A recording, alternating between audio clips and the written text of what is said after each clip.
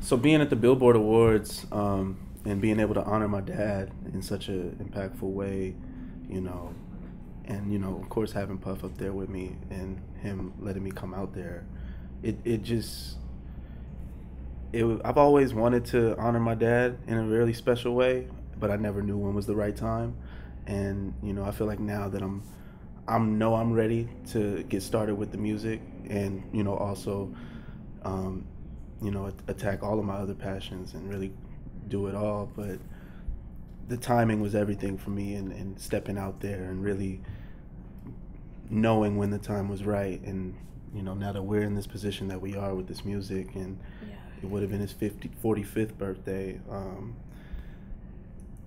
Of course, the documentary as well, and being a part of the tour last year, and my mom's album, The King and I. It was all happening at the same time. So it felt like, okay, let's make this happen. And I had gotten a text from Puff a week before the awards, and he had asked me if I wanted to come with him. I was in London at the time. He was actually out there as well, but we didn't end up meeting each other. It was just a lot going on. But yeah, once he hit me, I had to think about it for a second, and then I just thought about everything that was going on, and it just felt like the perfect moment, perfect timing. And yeah. And how was it? How was London? You were promoting a project that you were working on, right? A film? Yeah, Kicks. It actually came out last year, September of last year, and it was directed by Justin Tipping.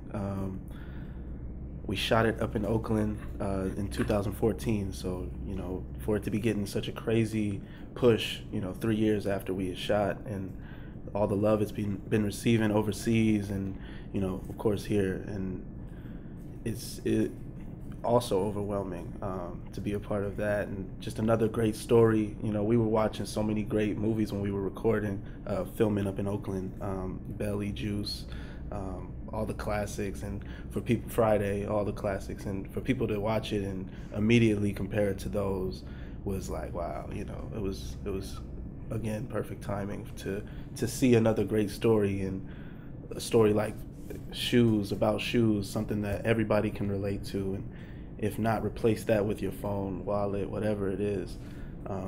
Just another coming of age story that anybody can relate to. And how was it? How was your experience out there? Man, it was crazy. It was really dope. I'd never been to Oakland before shooting, and I lived in LA for almost 12 years now. So, going up there and getting that love, and seeing people, and it's a real town, and it's really a lot of love up there, and it's people don't shed light on the beauty in the darkness sometimes. It's really beautiful up there, and you just got to talk to the people, and they were more than ecstatic that we were filming a movie out there about something so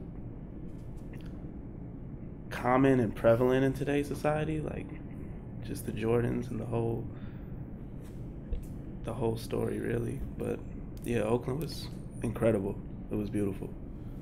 I know Josh can talk too. We were in the studio with her when she was over at Snoop's studio recording a couple of the tracks, and she had let me listen. She actually wanted me to be a part of the project, and in a special way, the song Legacy was, I think that was one of the tracks she wanted me to be a part of. But I kind of just wanted to step back, let her tell that story. I felt like it was something that needed to be told, and I knew it was something she wanted to get off her chest, and I wanted to hear it as opposed to being a part of it. I wanted to listen and really understand it.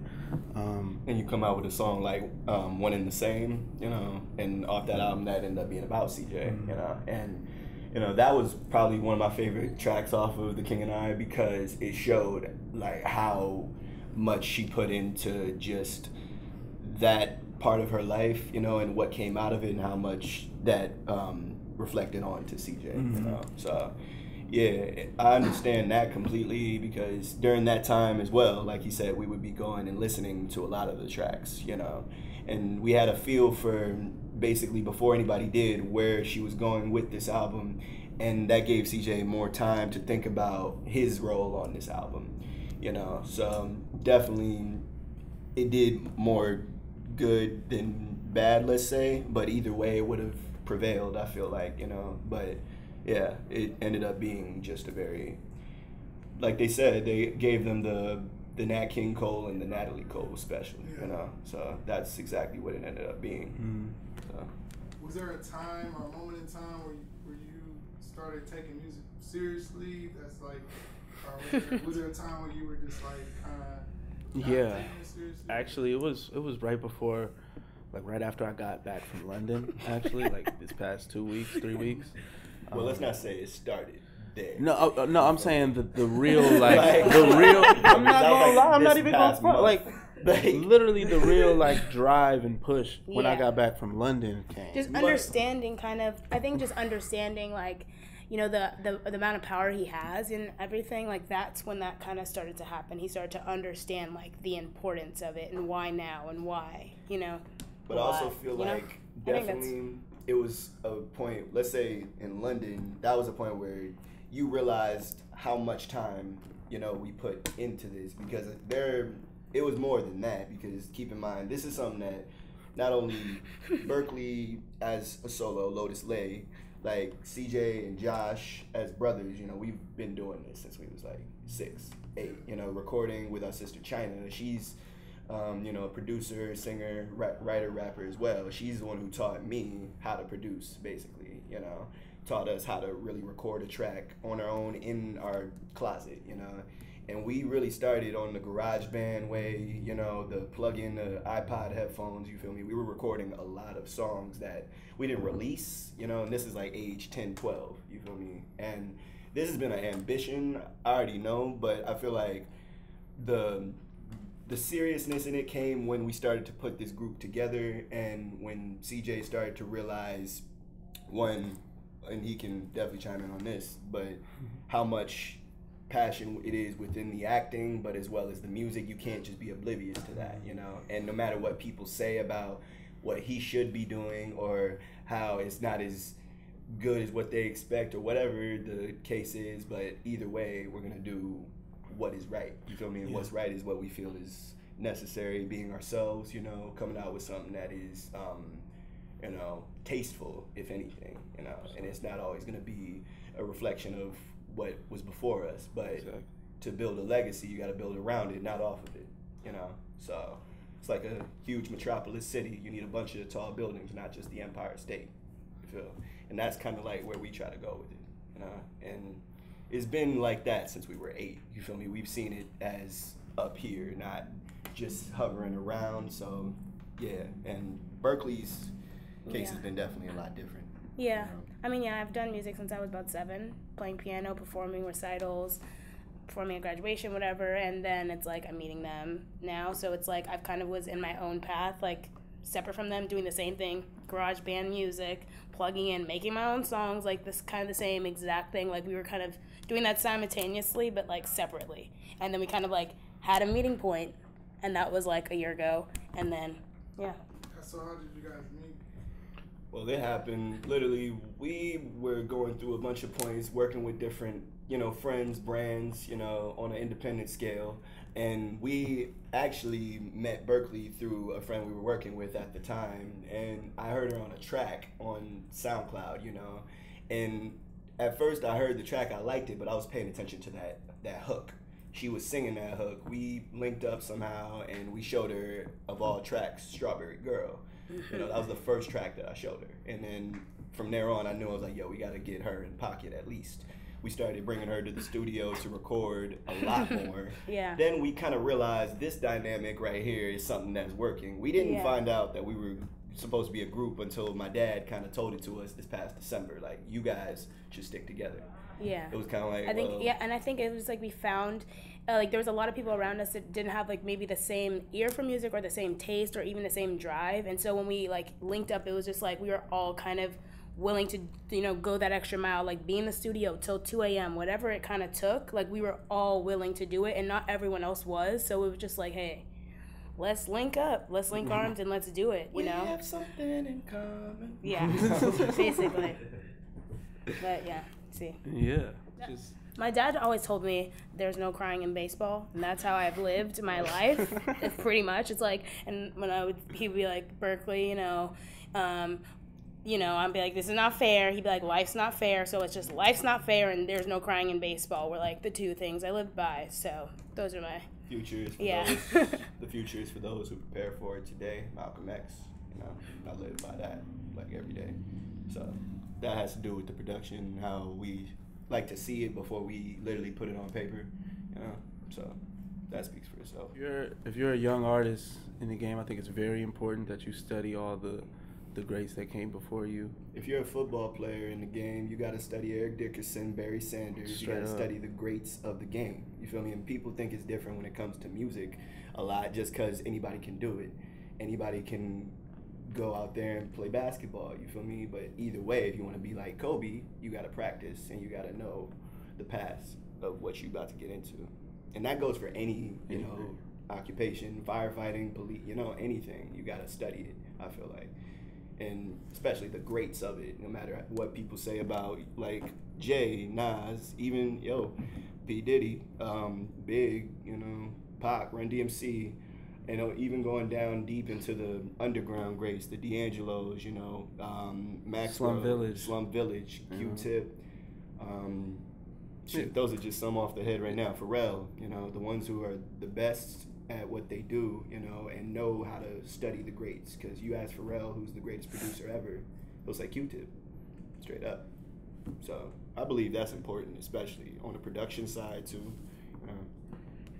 Every aspect. Yeah, on the singing side, I like studying like old artists. I mean, their mom, obviously, she's crazy, she's amazing, But it's just like there's a lot of people like Layla Hathaway, and there's Billie Holiday. Like I just like studying very old jazz, because I was a piano player, so I love jazz. So that's like what I've studied to just learn how to become. It's a difference, like Josh always says, like vocalist or you are a singer. A lot of people can sing, but being a vocalist, you have to really train your ear and train the notes and learn how to do those runs. And it's like you're only going to learn from the best. So. They don't know what to expect. That's the first thing. I already know, because knowing from what we come from, specifically the background of, let's say, CJ and I, they're going to expect what has already been given, and when it's not that, I feel like people tend to be either uncomfortable or be very supportive of a person doing something different. But we see it as either way, we accept it because we know that what we're doing is what's needed, and it's taking a process, We're not just saying we're the best, you feel me? We're all learning, we're artists, we're also fans, so we in this to be continuously getting better, of course, continuously learning and always pushing ourselves, you feel me? And it's gonna be a monster, man. It's gonna be a monster. A monster. It's gonna be a monster. They not ready. I can't tell you like what to expect other than the inspirations, of course, but it's just something that's needed, like he said. It's something special, something fresh. We definitely ain't boxing our sound, we're gonna try and jump into every single thing, even if it means, country, gospel, we'll do it, you feel me? We'll do it all. Kirk Franklin on that track. We put it on the track, you feel me? Like, that's just the whole thing. We ain't trying to let whatever was proven before us just cloud us into this one expectation of what they want us to be. You can't base your life on other people's expectations. Stevie Wonder. Bam. Quote for you. Bang. It was sitting there, but perfect timing. And what does that mean? What does it mean to me, that's like what I live my life by, I'm gonna do what I love. I can't. Have you seen this dude's weight loss? Like, you know what I mean? And that's a whole nother thing. I was just tired of start sweating every time I get to the top of the stairs. Like, you know what I'm saying? But that's also the acting drive. Like, I want to be able to do different roles. The whole Jonah Hill motto, I gotta get big for a role, I'll do it, let me eat a bunch of cheeseburgers, you know what I'm saying? But then I'll hit the gym, we go crazy, like, and go off. So it's it's a lot of inspirations for what this is right here. All right, yeah, just simply, first off, being in the studio with our mom, you know, at a young age, you feel me? I remember being at least 3, hearing her recording the Faithfully album, just being there, you know, smelling incense, getting the whole vibe. But I was so in sync with how she makes a track. You know, my mom will do 120 takes for just one verse, you feel me?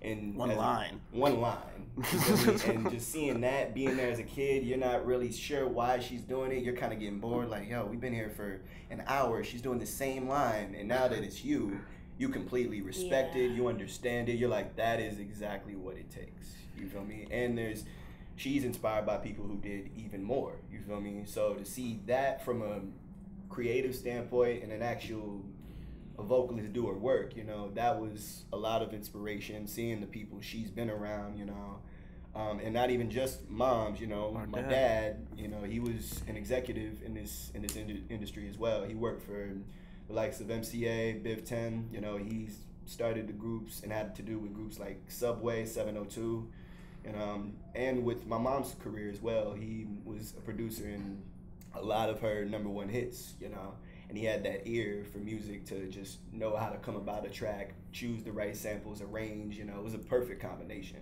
you know, and that just really fell right into this category specifically, you know, because we know how to translate it perfectly, you know, the stuff they taught us and how to go about it in our own way, but not even think about the stuff that they're going to go through is completely different than what we go through because they laid that brick down, but we got to do the same for the ones that come after us, you know.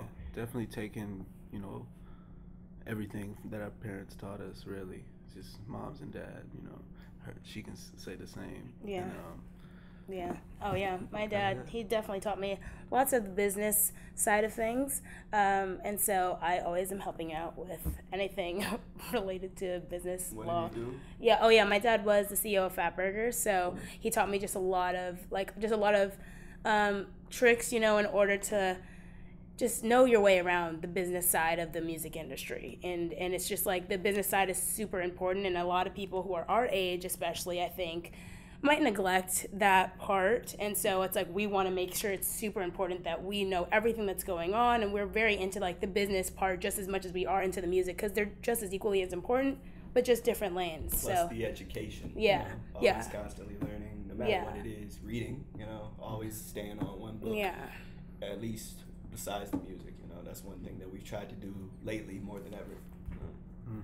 And like you said, with the studying as well, you know, that's something our parents stressed, my dad especially, you know, studying the great. Man, my dad had us up at 12 o'clock at night at age 8. Let me tell you, we was up watching If It Isn't Love about 3 times in a row. And I'm telling you, we were 8 and 10. He would not let us go to sleep until we memorized these dance steps. You feel me? For real. And we wasn't even trying to do it at the time. He was just like, y'all gotta know this, you know, now. We're like, why? Telephone man, cool it now. Y'all gotta know this. And I'm like, why? I don't want to dance. Exactly. I don't want to dance. But now it's a part of it. You know? It's all. Now you just see why it's everything. It's like all adding up. Now we're like, dang, that was an important lesson. It's like, your parents were right a lot of the time. And you're like, dang it, you know. But then you gotta find a way to make your own. Exactly. You know, as well. Exactly. And balance that part out too. You know. I wanna, you know, one thing you said earlier when you asked me about, you were asking about, you know, just balance. It was talking about finding the balance in the music and the movies as well. You know, our style is really heavily influenced by the movies as well as the music. Yeah. So, you know, I'd say we're always, there's so many different styles, you know what I mean? First of all, like Coolie High, you know, like that's like, I'm Cochise, you know, he's like, you know, that's They're just always one. like the henchmen. You know? I'm trying to think of another one. Definitely, in terms of a style that would describe us, you ever seen the movie Who Framed Roger Rabbit? You know how that movie is very real in some areas. That. Then you got your cartoons. Got the you see fantasy Bugs Bunny, too. Then you'll see some weird stuff going on. It's that type of mixture. You know, you don't really know what to expect. You know, but you know it's all gonna be within this here. You're gonna feel comfortable with it, but still, there's gonna be times where you gotta be on the edge of your seat a little because you're gonna be wondering it's this, but then it's actually over there. And when you're over here, we're actually lighting up over here. It's kind of like it's very, and we don't want to say all over the place because it's very organized as well, you know. But It's like organized confusion. So movies is probably one of the biggest influences on you guys' life. Man, we watch too many. Like along with the music for sure. Yeah. Of course, besides the fun and playful movies, our dad has made it a thing. Like you have to watch The Godfather. Gotta watch Scarface. Gotta watch Goodfellas. Yeah. The ones about what it takes to really build a dynasty, and be on top. He told me stuff like never be Fredo. You feel me? Don't be Fredo. Weak-hearted. Can't be that, especially in an industry like this. And those little bits kept you seeing the vision from a different perspective on how to keep it moving, and its motivation. Just to see somebody else go through it in a fiction or, no pun intended, a non-fiction way. It was better at teaching us what we were about to get into. And even seeing how the greats study. Like Michael Jackson always said, and of course Michael Jackson is one of the key centerpiece inspirations, like everybody.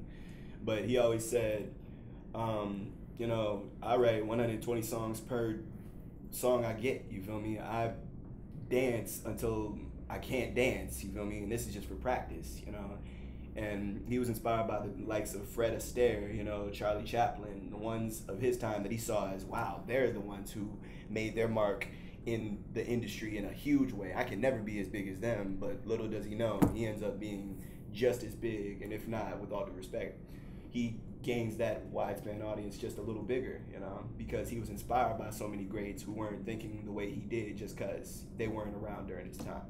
That's the part where the inspirations are gonna lie, but regardless, we wanted to sink back into this is us. We're not trying to be the next whoever. We love Tribe, we love Lucy Pearl, we love New Edition, Belle Biv DeVoe, you feel me? Fugees. We're not trying to be the next them, but only the first us, you feel me? So that other people can see us as the tone, you feel me, that we set, basically. Regarding the hologram of my dad, that's going to be highly anticipated at Summer Jam this year. I'm beyond. I don't think I'm ready, honestly, but I'm really. I'm really anxious to see how they pull it off, because Tupac's was amazing. So, That's gonna be crazy. It's gonna be crazy, and it's in New York, so it's gonna be really freaking crazy. And I think people might lose their minds. I'm just letting you know, I don't even think he knows what to expect right now. So it's really overwhelming. It's just overwhelming. I've seen all the performances, but I don't think this will be anything like. You've never seen nothing like this. So I'm really, really, really, really excited. So you're safe to say you're gonna be there? Right? Oh, I'm definitely gonna be there. Definitely gonna be there. That's for sure. Well, I feel like we all have a unique way of adding to the mix, Let's say if it's, like he said, there's certain songs that we might talk about both of our relationships and then sync it in to make it so that the wider span can connect to it and make it think it's just one. Sometimes we might do some tracks where, Berkeley's got an idea about the Vitruvian man and how we can incorporate that into talking about a girl, just to flip it, give it some extra spice. We like to just pretty much bring anything to the table and see if it's good. One thing that one of our friends, close friends, and the director of the video, Zamuda, he always likes to give us these left-wing ideas, on how to shoot a video, like saying we're gonna put like rabbits in it, it's gonna be like a rainbow, and it's like, wait, what are you talking about? He's like, no, I'm just getting you to think that way so that you won't think anything else but that. This is our ceiling. This is how crazy we can be. And that actually helps in the music process as well, so it gives you that sense of, hey, nowadays cats are doing anything to sell records, and I respect the Lil Dickies of the game, the drums, you feel me, the ones who know how to utilize the fun of the whole thing, and that's what we like to do as well. Yeah. Definitely can see the emotions that we go through, as well as the humor. Yeah. And I think it goes even with our style. Like, I just feel like it goes down to our socks, like, our shoes. Like, everything that we pick out is individually us. Like, I have purple hair, for Christ's sake, It's like, and they're the Hat Boys, And so we have our own personalities within our music. even the way we sing. We can change personalities even within the songs, but it's also like reflected on our outer look as well. So Tony Baker Comedy on Instagram. Follow him.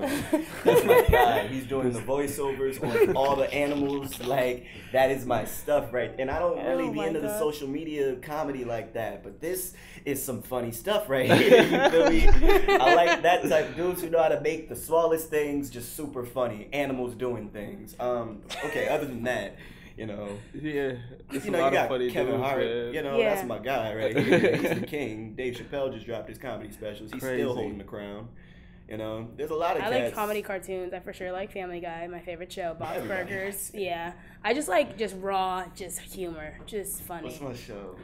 There's a couple people on Instagram that I like. Yeah. Shiggy Show is hilarious. Fat Boy SSE. Fat Boy. That's my guy. They know the Instagram people. Mr. Commodore, dude from New York. He's hilarious. Haha Davis. Oh man, all them dudes. Come on, big fella. Like, it's a lot of funny stuff right now. It's a lot of humor. Oh man. One way I like to think about how music was placed in movies or how they like to incorporate it, how Pharrell messed with the Despicable Me soundtrack.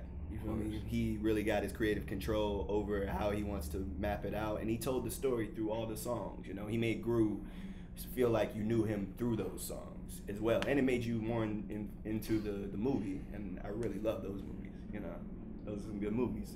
Also because of the music. And of course, the black exploitation films, you know, Superfly, we can go back. Shaft. The Mac. What's my guy? What was the one we were just talking about? Yeah, Foxy Brown, Coffee.